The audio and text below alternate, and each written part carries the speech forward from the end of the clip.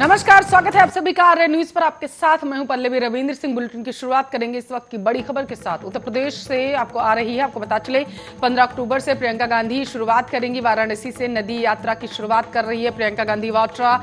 उत्तर प्रदेश की कांग्रेस की प्रभारी हैं। 15 अक्टूबर से आपको बता चले शुरुआत हो रही है यात्रा की। 2022 में मार्च के लास्ट में चुनाव होने हैं, उसको देखते हुए राजनीतिक पार्टियां सतर्क। वाराणसी से नदी यात्रा की शुरुआत करेंगी कांग्रेस की उत्तर प्रदेश प्रभारी जो है प्रियंका गांधी वाड्रा। इस वक्त की सबसे बड़ी खबर राजनीति से जुड़ी हुई आर्य न्यूज के जरिए आपकी टेलीविजन स्क्रीन पर है। यूपी में कांग्रेस नदी अधिकार यात्रा की शुरुआत करेगी 15 तारीख से। आपको बताते चले इस यात्रा की 15 अक्टूबर से इस यात्रा की शुरुआत होगी। प्रियंका गांधी वाड्रा इसका नेतृत्व करेंगी।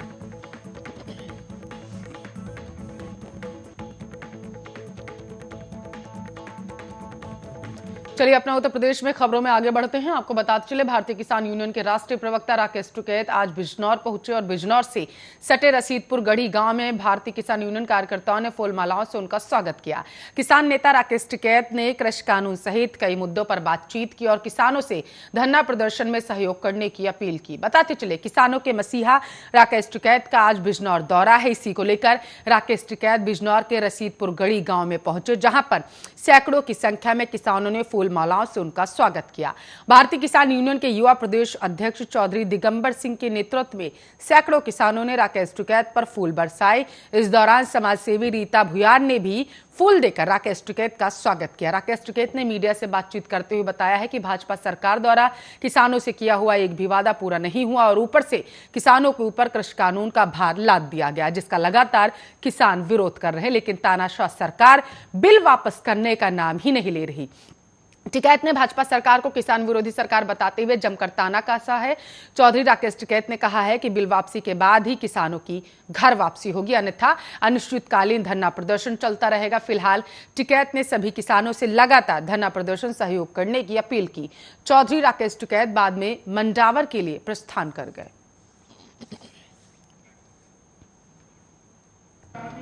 उतने पे बढ़ा देना जो 5 साल पहले एक चीज को मानक मान लो कि डीजल के रेट क्या थे, उनमें कितने परसेंट की बढ़ोतरी हुई,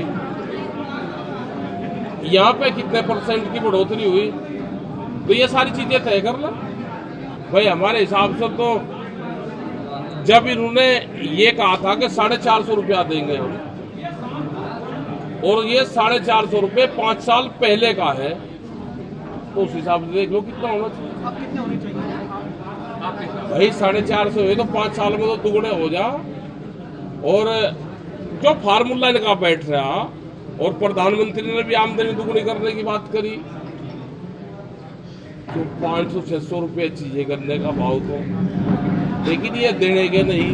हमने कहा कि तुम 100 रुपये बढ़ा दो, 100 रुपये को ज्यादा नहीं मांग लिया हमने इनसे। भैया हमने तो कहा कि तुमने जो कहा आज से हम 5 साल जब सरकार बन जाएगी तो 450 करेंगे, आज 100 रुपये बढ़ा दो, 450 ही हो जाएगा। हम तो 15 रुपये और 25 उसमें से भी छोड़ दिए। खबरों में आगे बढ़ेंगे। बाराबंकी के हैदरगढ़ तहसील गांव के राजस्व गांव की कई दिन पहले हुई बारिश के बाद गांव की सड़कों पर जलभराव हो गया, जिसके चलते लोगों को बहुत परेशानियों का सामना करना पड़ा। सड़कों पर जल निकासी की कोई व्यवस्था नहीं की गई। आपको बताते चले जिसके बाद से स्कूल जाने वाले बच्चों सहित गांव के बड़े बुजुर्गों और महिलाओं को सड़क पर भरे दूषित पानी से निकल कर जाना पड़ रहा। इस वजह से लोगों को अब बीमारियों का डर भी सताने लगा। आपको बताते चले कि सड़क की एक तरफ गहरा तालाब है और दूसरी तरफ गहरा नाला, जिससे दुर्घटनाएं होने की संभावनाएं भी अब बढ़ चुकी हैं। जबकि लोगों ने प्रशासन द्वारा जारी टोल फ्री नंबर पर कई बार शिकायत दर्ज करवाई थी, इसके बावजूद भी किसी तरीके की कार्रवाई नहीं की गई। बार बार शिकायत करने पर ग्राम विकास अधिकारी पवन कुमार के बोल बिगड़ गए और बोले करवा दीजिए जाके FIR।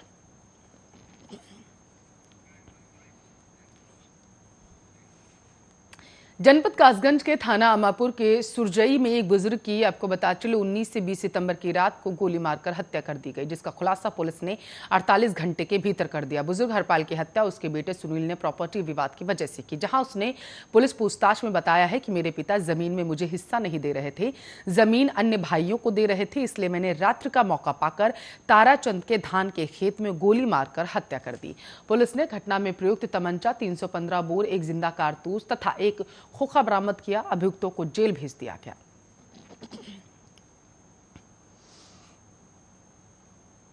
ये हमारे ज़िले में एक थाना है अमापुर, उसके सुजरई गांव में 19/20/9 की रात्रि में एक घटना की सूचना मिली थी। एक बुजुर्ग थे, करीब 62 साल के, हरपाल सिंह जाटव। उनके कान के पास गोली लगी थी। जिला अस्पताल लोग लाए थे यहाँ कासगंज में, बाद में वो मृत घोषित हो गए थे। तो उस पर उनकी पत्नी द्वारा बनाम अज्ञात में 302 का मुकदमा 239/21 लिखवाया गया थाना अमापुर में। तो सीओ सहावर साहब हैं शैलेंद्र सिंह, इनके नेतृत्व में एसओ अमापुर मृदुल कुमार और लोगों की टीम बनी थी। तो इसमें इसका बेटा ही इसका कातिल निकला। तो उसका नाम सुनील है, और ये सुनील का माँ बाप से अलग रहता है। इसका एक और बेटा अवधेश कुमार भी है, लेकिन ये अपने माँ बाप से अलग रहता है। इसकी पत्नी से भी इसका विवाद चलता है। तो घरेलू संपत्ति विवाद को लेकर अपने बाप से दुखी रहता था। और उस दिन वो धान में पानी लगाने गए थे, मौका देख के इसी ने गोली मार दी थी। बाद में सब सूचना दिए, कोई और गोली मार के चला गया है। तो इसमें जो अपना हमारा स्ट्रांग सिस्टम होता है, पूछताछ से और जितने एविडेंस थे उससे घटना का अनावरण हुआ है। और जो इसका बेटा है, इसका कातिल निकला, इसको जेल भेजा जा रहा है। अमरोहा में उत्तर प्रदेश के मुख्यमंत्री योगी आदित्यनाथ ने आरोप लगाते हुए कहा है विपक्ष पर कि समाजवादी पार्टी को प्रदेश में विकास से कोई लेना देना नहीं था, उन्हें सिर्फ अपने विकास से मतलब होता था। उनके दौर में विकास की योजना आती थी तो बंदर बाट होने लगता था, जनता तक तो पहुंचता ही नहीं था। उन्होंने चेतावनी देते हुए कहा है कि अगर प्रदेश में दंगा करोगे तो संपत्ति जब्त हो जाएगी, सार्वजनिक संपत्ति, गरीब के मकान को जलाओगे तो 7 पीढ़ियां भुगतान करते करते थक जाएंगी, भरपाई नहीं कर पाओगे। योगी आदित्यनाथ ने कहा है कि पहले उत्तर प्रदेश की पहचान दंगाइयों को संरक्षण देने के लिए होती थी। पिछले 4.5 साल में उत्तर प्रदेश में एक भी दंगा नहीं हुआ। दंगाइयों को इस सरकार की स्पष्ट चेतावनी। इससे पहले हापुड़ में मुख्यमंत्री योगी आदित्यनाथ ने कहा था, मैं पिछली परिपाटी देखकर ताज्जुब कर रहा था कि घंटा नहीं बजने देंगे, शंख नहीं बजेगा, जुलूस नहीं निकलेगा, डीजे नहीं बजेगा।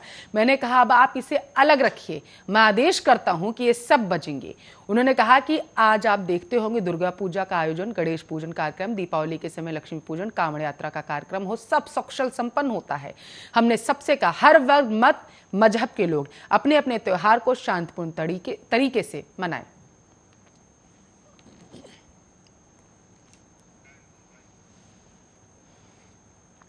समाजवादी पार्टी के अध्यक्ष अखिलेश यादव ने भारतीय जनता पार्टी पर कटाक्ष किया। आपको बताते चले, उन्होंने कहा है कि लोकतंत्र को भारतीय जनता पार्टी कमजोर कर रही है। बुधवार को कहा है कि 2022 के विधानसभा चुनाव में यह पार्टी बूथ पर हमला करेगी और इसे लेकर सतर्क रहना। अखिलेश ने एक बयान में आरोप लगाया कि बीजेपी के कारण लोकतंत्र कमजोर हुआ है और वह लोकतांत्रिक प्रणाली के विरुद्ध साजिश कर रहा। उन्होंने दावा किया कि बीजेपी का हमला 2022 के चुनाव में बूथ पर होगा, इसे सतर्क रहना होगा। अखिलेश यादव ने कहा बीजेपी को इस पर भी लाज नहीं आती है कि उसकी सरकार ने 2017 के विधानसभा चुनाव के वक्त जारी अपने संकल्प पत्र का एक भी पन्ना नहीं पढ़ा। बीजेपी की वादा खिलाफी करने की प्रवृत्ति भी भ्रष्टाचारी है। उत्तर प्रदेश की पूर्व मुख्यमंत्री ने कहा है कि प्रदेश की जनता अब प्रगतिशील सरकार चाहती है, धर्मनिरपेक्ष और समाजवादी राजनीति ही समाज को बचाएगा। जनता के लिए जो काम होना चाहिए था नहीं हुआ। बीजेपी ने उत्तर प्रदेश के विकास को कहीं पीछे छोड़ दिया। 2022 में जनता समाजवादी सरकार बनाने के लिए तैयार है, जिसका लक्ष्य सामाजिक न्याय है। इससे पहले समाजवादी पार्टी के अध्यक्ष अखिलेश यादव ने कहा था कि उत्तर प्रदेश के आगामी विधानसभा चुनाव में भारतीय जनता पार्टी को हराने के लिए राष्ट्रीय लोकदल और शिवपाल यादव की पार्टी सहित कई छोटी पार्टियों के साथ सपा का गठबंधन होगा। उन्होंने कहा था कि विधानसभा चुनाव के बाद समाजवादी पार्टी की सरकार बनते ही कृषि क्षेत्र में लाए गए तीनों कानूनों को उत्तर प्रदेश में लागू नहीं किया जाएगा। इसके अलावा मंडी नेटवर्क को मजबूत किया जाएगा, ये कहना था अखिलेश यादव का।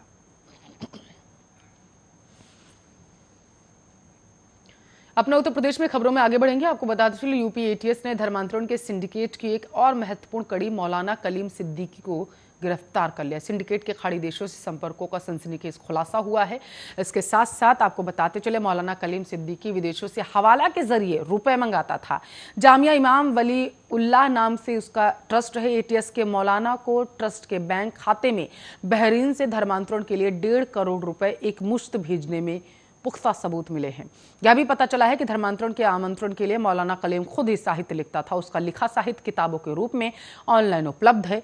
एडीजी कानून व्यवस्था प्रशांत किशोर ने बताया है कि मौलाना कलीम सिद्दीकी को एटीएस की टीम ने मंगलवार रात मेरठ से गिरफ्तार किया। वह ज्यादातर दिल्ली में रहकर धर्मांतरण का सिंडिकेट चला रहा था।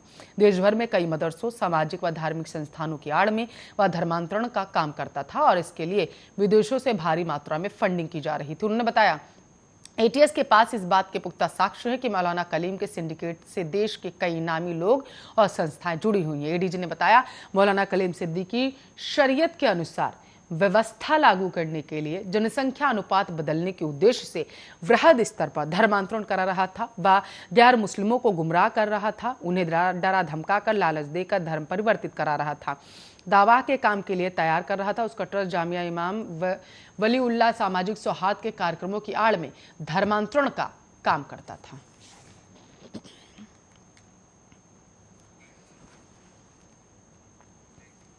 तो वहीं दूसरी तरफ उत्तर प्रदेश के मुख्यमंत्री योगी आदित्यनाथ के अब्बा जान वाले बयान पर सियासत लगातार जारी है। आपकी जानकारी के लिए आपको बताते चले कि मुजफ्फरपुर के सीजीएम कोर्ट में दाखिल परिवाद को सुनवाई के लिए स्वीकार कर लिया गया है।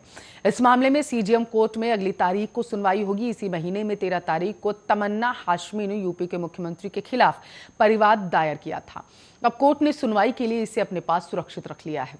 आपको बता चले, योगी आदित्यनाथ पर परिवाद को लेकर तमन्ना हाशमी के वकील मनोज कुमार सिंह ने मंगलवार को बताया कि इस मामले में 13 सितंबर को परिवाद दायर किया गया था। कोर्ट ने सुनवाई के लिए इसे स्वीकार कर लिया है और अपने पास इसे सुरक्षित रख लिया। उन्होंने कहा, परिवाद दायर करने के बाद तमन्ना हाशमी को धमकी मिल रही है, मोबाइल पर मैसेज आ रहे हैं, जान से मारने की धमकी तमन्ना को दी जा रही है। इस मामले में अहियापुर थाने को भी जानकारी दे दी गई है। उसमें सीएम योगी आदित्यनाथ के अब्बा जान वाले बयान को लेकर कहा गया था कि मुख्यमंत्री का यह बयान तोड़ने वाला तो है ही, साथ ही इससे एक धर्म विशेष के लोगों की भावनाओं को ठेस पहुंचा।